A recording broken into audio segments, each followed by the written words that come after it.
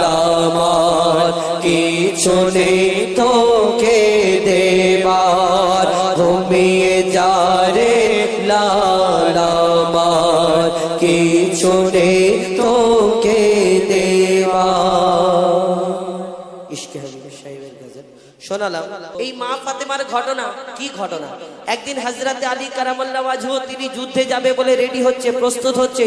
আর এই যুদ্ধে যাওয়ার জন্য যখন মা ফাতেমা যখন রেডি হচ্ছে, প্রস্তুত হচ্ছে, তখন মা ফাতেমা তানার যা কিছু লাগবে পোশাক আশাক যাবতীয় সামানপত্র জিনিসপত্র মা ফাতেমার সামনে হাজির করে দেয়।